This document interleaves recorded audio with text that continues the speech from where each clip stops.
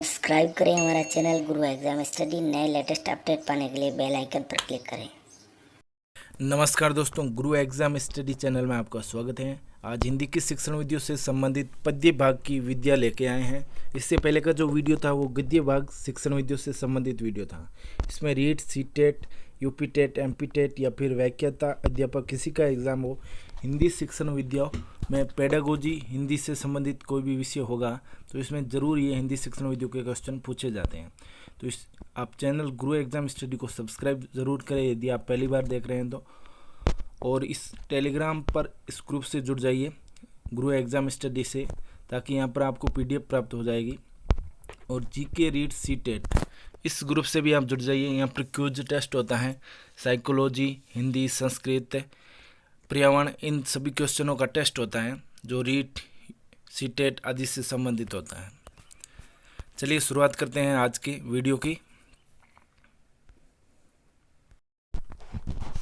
इसमें पद्य शिक्षण विधि जो भाग सेकंड लेके आए हैं। इससे पहले का जो वीडियो था वो गद्य शिक्षण विधियों का था, और पद्य शिक्षण विधियों के बाद में जो वीडियो आएगा वो व्याकरण शिक्षण विधियों का आएगा।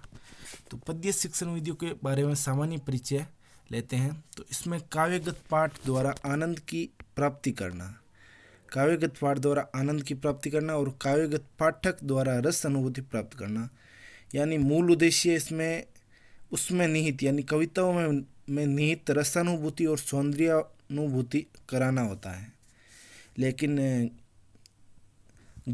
गद्य शिक्षण विधियों का मूल उद्देश्य था ग्रहण अभिव्यक्ति का था, और इसमें रसानुभूति और सौंदर्यानुभूति का अनुभव कराना मूल उद्देश्य होता है पद्य शिक्षण विधियों के अंतर्गत। और कविता का शाब्दिक अर्थ देखा जाए तो कविता की कृति या काव्यगत रचना या छंदों की श्रृंखलाओं को विधिवत रूप से बांधा जाना, ये कविता का एक शाब्दिक अर्थ है।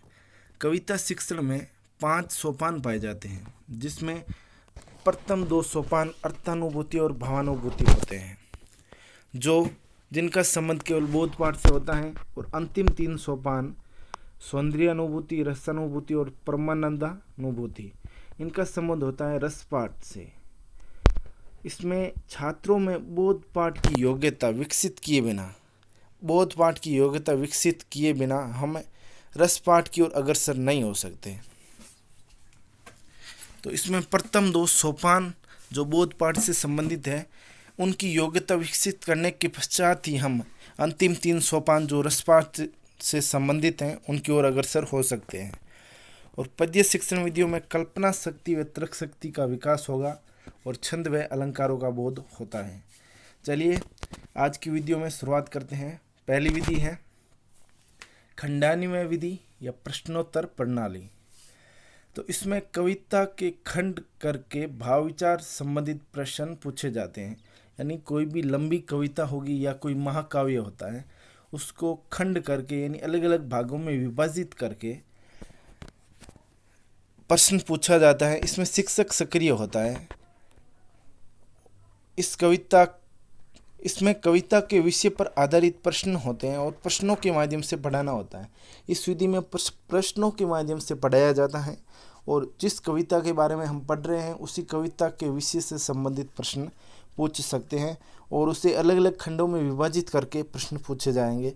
फिर सभी खंडों को एक साथ अर्थ सहित पढ़ाया जाता है, और यह एक अमनोवैज्ञानिक विधि है क्योंकि इसमें शिक्षक सक्रिय रहता है, बच्चों का योगदान कम होता है, और यह महाकाव्यों और लंबी कविताओं के लिए यह विधि उपयोगी है, यानी अर्थात ये माध्यमिक व उच्च माध्यमिक स्तर के लिए उपयोगी है, यह साबित हो रहा है।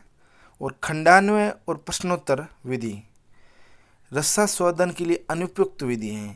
तो ये रस के लिए एक उपयुक्त विधि नहीं है। इस विधि में कोई रस की अनुभूति नहीं होती है। तो ये वही खंडान्वय विधि जो उच्च माध्यमिक और माध्यमिक स्तर से संबंधित है। दूसरी विधि है व्याख्या प्रणाली। यह उच्च माध्यमिक और माध्यमिक स्तर से संबंधित है। इसके अंतर्गत अध्यापक एक एक पद की व्याख्या करते हुए कविता का अर्थ बताता है। एक एक पद की व्याख्या करता है इसमें शिक्षक, और सौंदर्य तत्वों के बोझ पर जोर दिया जाता है। लेकिन खंडान्वय विधि में सौंदर्य तत्वों के बोझ पर जोर नहीं दिया जाता है। इसमें कहा गया है कि रसास्वादन के लिए अनुपयुक्त विधि है। इसका मतलब यही हुआ कि सौंदर्य तत्वों पर बोझ नहीं दिया जाता है खंडान्वय विधि में, लेकिन व्याख्या प्रणाली में सौंदर्य तत्वों पर बोझ दिया जाता है। इसका मतलब है कि रसास्वादन के लिए उपयुक्त विधि है। और व्याख्या प्रणाली के सोपान किस प्रकार है, तो सर्वप्रथम इसमें विषय वस्तु या कोई भी प्रकरण का निर्धारण किया जाता है।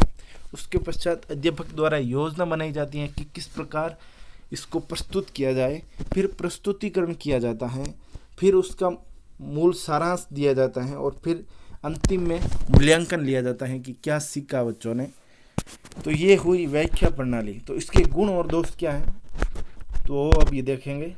इसके गुण हैं, यह सर्वाधिक प्राचीन में सर्वाधिक प्रचलित प्रयुक्त विधि है, यानी सर्वाधिक प्रचलित प्रयुक्त विधि है जो प्राचीन समय से चली आ रही है। और सर्वाधिक आलोचना भी इस विधि की होती है। ये अध्यापक केंद्रित विधि है। तो इसमें 2 क्वेश्चन बन रहे हैं कि ये सर्वाधिक प्रचलित और प्रयुक्त विधि भी पद्य शिक्षण के अंतर्गत देखा जाए तो व्याख्या प्रणाली विधि है, और सर्वाधिक आलोचना भी इस विधि की होती है। तो 2 क्वेश्चन ये बन रहे हैं, बहुत ही इम्पोर्टेंट है। और इसमें समय, धन और श्रम की बचत होती है, और ये अल्पायु व तीव्र गति से चलने वाली विधि है, और तथ्यात्मक व ऐतिहासिक विवेचना के लिए उपयुक्त विधि मानी जाती हैं ये। तो ये हुए गुण इसके। अब इसके दोष क्या है, इसके दोष हैं, सर्वप्रथम तो यही है कि यह एक अमनोवैज्ञानिक विधि है, यानी ये शिक्षक पर केंद्रित विधि है। छात्रों का योगदान कम होता है, छात्र ओनली श्रवण करने का काम होता है, यानी सुनने का काम होता है छात्रों का, शिक्षक ही पढ़ाता है। इसमें ये छोटी कक्षाओं के लिए अनुपयुक्त विधि है, छोटी कक्षाओं के लिए उपयुक्त विधि नहीं है। और ये प्रभुत्ववादी यानी अध्यापक नियंत्रण में है, जो प्रजातांत्रिक भावनाओं के विपरीत है। ये अध्यापक व स्मृति केंद्रित विधि है, और इसमें छात्र निष्क्रिय रहते हैं क्योंकि इसमें शिक्षक का योगदान ज़्यादा रहता है, और इसमें स्वाध्याय की प्रकृति होती है। तो ये हुए उसके दोष। अब हम अगली विधि देखेंगे, तीसरी विधि है जो रसास्वादन प्रणाली या उपसंहार विधि। तो इस प्रणाली में शिक्षक का उद्देश्य छात्रों को कविता का अर्थ बतलाना नहीं होता है, इसमें छात्रों को कविता का आनंद लेने की क्षमता प्रदान करना होता है। यानी इसका अर्थ हुआ ये हुआ कि इसमें कविता का अर्थ बतलाना ही ओनली उद्देश्य नहीं होता है शिक्षक का। इसमें छात्रों को कविता पढ़ाने के साथ साथ आनंद कैसे ले, कविता पढ़ने में आनंद कैसे ले, ऐसी क्षमता प्रदान करना भी शिक्षक का उद्देश्य होता है। तो कविता में आनंद लेने के लिए शिक्षक क्या करेगा, तो शिक्षक कवि का परिचय देगा कि इस कवि ने ये कविता लिखी है, और विशेष प्रसंग, प्रेरक स्थल और अति आवश्यक व्याख्या आदि की तरफ छात्रों का ध्यान आकृष्ट करते हुए छात्रों को रसानुभूति की प्रबल प्रेरणा देता है। तो शिक्षक कोशिश करेगा कि कविता में आनंद लेने का प्रयास कैसे करवाए छात्रों को, यानी इसका मूल उद्देश्य यही है कि इसमें छात्रों को कविता में आनंद कैसे लेने के लिए प्रेरित किया जाए। यह विधि केवल बड़ी कक्षाओं में ही संभव है, यानी बड़ी कक्षाओं, उच्च माध्यमिक और माध्यमिक स्तर के लिए संभव है। और पाठ को पढ़ाते समय विधि का प्रयोग सबसे अंत में करने के कारण इसे उपसंहार विधि भी कहा गया है।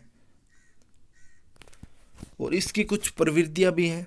ये प्रविधियाँ हैं, एक गीत विधि है जो प्राथमिक स्तर के लिए, एक अभिनय विधि है जो ये भी प्राथमिक स्तर के लिए, और व्यास विधि जो सभी स्तर के लिए यूज हो रही है।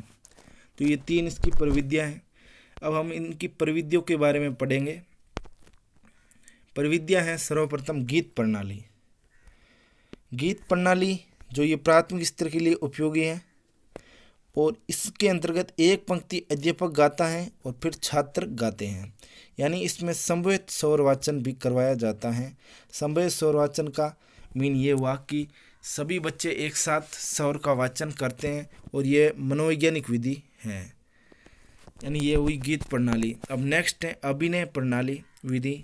ये भी प्राथमिक स्तर के लिए उपयोगी है, और गीत के साथ साथ अभिनय भी करना होता है। पद्य शिक्षण की सर्वश्रेष्ठ विधि है, यानी ये इम्पोर्टेंट क्वेश्चन यहाँ पर बन रहा है। पद्य शिक्षण की सर्वश्रेष्ठ विधि कौन सी है? तो अभिनय प्रणाली विधि है।